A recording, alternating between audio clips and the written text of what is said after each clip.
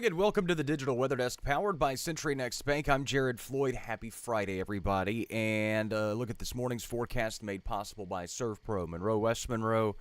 Call or click today, water or fire damage, mold, storm repair, servpro.com. And I'm already kind of, if I sound a smidge sleepy, a little glassy-eyed, I have good reason. The Cubs are still alive, baby. Still alive. Game 5 tomorrow, back in Milwaukee. If you're a baseball fan, you probably know that already. If you're not a baseball fan, you probably don't care. By the way, boy, don't you feel bad for that kid for the Phillies last night? If you don't know what happened in the Phillies game, they were facing elimination, trying to force a game 5 against the Dodgers. Dodgers had the bases loaded last night. Ball was hit back to the pitcher. He kind of bobbled it. He had more time than he realized. He probably should have just thrown it to first. He tried to throw it home to force the guy out at the plate. Threw it over the catcher's head. Winning run scores. Their season ends on an error back to the pitcher. First time, I think they said in postseason history, that a series has ended on a walk-off error. That was brutal. And if you're going, Bill Buckner, that was Game 6. The series did not end there. It kind of did, but it didn't. All right. Most of you don't care about that. Susie, good morning. You said go Cubs. Absolutely. Man, that was a fun game last night. It was fun to actually win one and not sweat about it the whole time. Louisiana Cooker on YouTube. Good morning. 54 on the Bayou this morning. There's a look at temperatures. 54 in Camden, 52 in El Dorado, 53 in Ruston, pretty much the entire area firmly in the 50s. That's great news. Maybe one more morning like that. Futurecast made possible by Bayou Power Sports. I-20 Frontage Road in Monroe. Hunting season is here. They are fully stocked on ATVs and side-by-sides, so go check them out today. Eddie, good morning. Hopefully you're doing well. Look at the temperatures. We get back out of the low to mid-80s today. Some spots may get stopped in the upper end of the 70s, but I think we're going to spend some time in the 80s this afternoon for at least most locations. Again, kind of a mix of some areas upper 50s, some areas near 60 to start the day tomorrow. I think most of us will at least spend some time in the 50s. It'll probably be right around this time or shortly before sunrise. But cool and pleasant to start the day nonetheless. Patty, feeling great outside. Glad you agree, or glad that that's your opinion. But I'm glad that that's the case. Anyway, again, a little foggy this morning. Showing daytime highs back into the mid-80s, maybe even the upper 80s on Saturday afternoon. So any kind of relief is pretty short-lived as this high-pressure ridge gets pushed to the west and then flexes back east and then just kind of parks over our area for early next week. Again, going into Sunday, morning lows probably back into the low 60s for some. I still think we'll see some upper 50s, and then the warming trend is on from there. Most of us, again, could approach the 90-degree mark by early next week. Dew points quite comfortable, upper 40s to near 50 degrees. Again, if you have a chance to enjoy the outside this morning on this Friday, I highly suggest you do so. May, Alice, good morning. Winds, not much of a factor right now. They've obviously been fairly breezy over the last couple of days. I would expect them to start dying down a little bit more this morning. Bobby, good morning.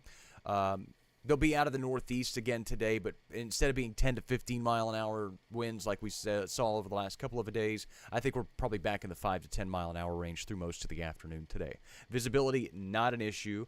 No fog, although I was wondering if that was going to be a problem for some this morning. So far, so good. From what I can tell. Check of the satellite radar composite. No rainfall. Do have some low clouds, maybe some patchy fog to our east. And we could still see a certain degree of cloud cover today. I'm not really overly concerned about it. It's not going to bring any rainfall, but I am calling it mostly sunny skies instead of sunny skies for most of the area today. Same story tomorrow, but then as the high pressure ridge parks back over our area, as we go into this weekend, I would expect full sunshine by Sunday and Monday.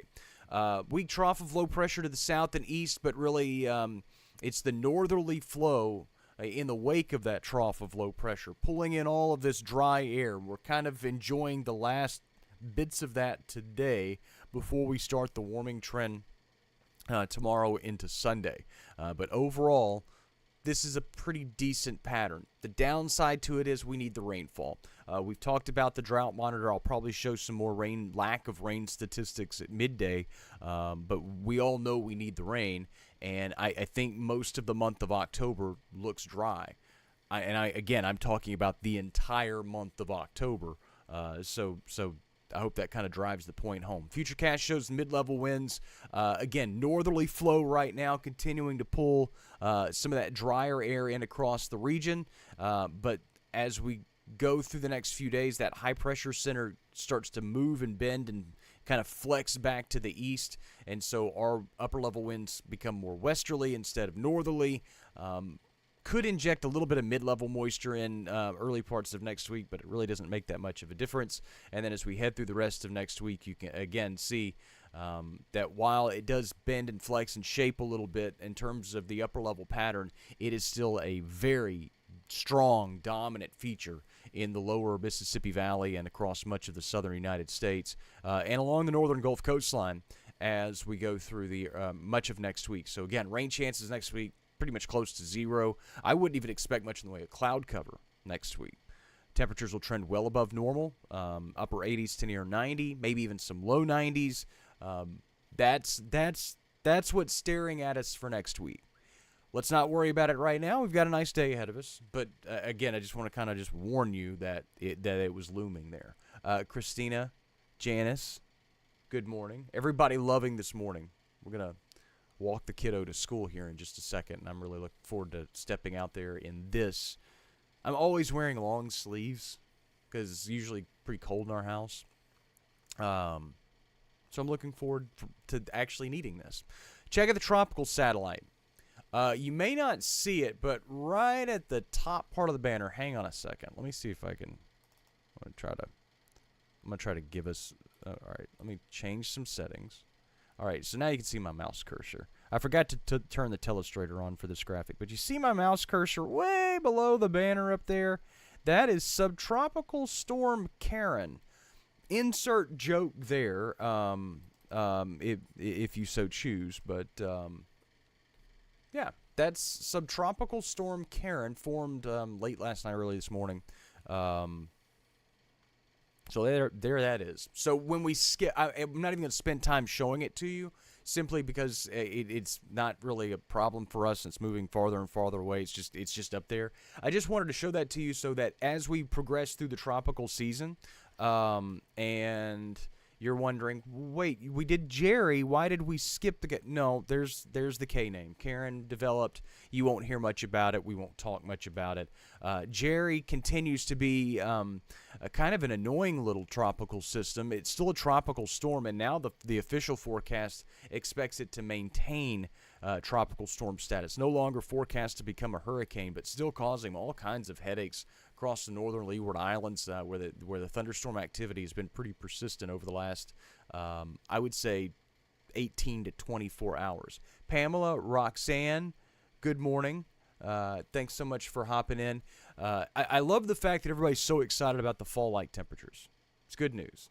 Look at Jerry's path over the next couple of days. Has continued off to the northwest, but will make that northerly turn, stay to the east of Bermuda, but again, now is expected to just kind of maintain tropical storm status, and then make a hard turn east as we go into this week and early next week. Daytime highs, low to mid-80s, few clouds possible, but otherwise just close to normal for this time of year. Rain chances close to zero. Upper 50s for lows tonight. If you're heading out to high school football games, it should be an absolutely beautiful evening. Winds will be light out of the north-northeast. Look at the 7-day forecast made possible by 3B Outdoor Equipment. Daytime highs mid-80s Saturday, Sunday, overnight lows upper into the 50s, but then high temperatures start turning back to near 90 degrees early to middle parts of next week. Phyllis says great weather. I totally agree with you. But lots of sunshine over the next 7 days, and the lack of rain chances, again, could lead to some rapid onset drought conditions in some locations. I'll also just go ahead and throw this out there. This is just me thinking out loud as a meteorologist who's been doing this for a long time in this area, that in October, if you start off like this, typically the law of averages catch up with you rather rudely and abruptly at some point. I'm not saying that we're going to see severe weather in the next 2 weeks. I'm not saying that we're going to see a flood threat in the next few weeks.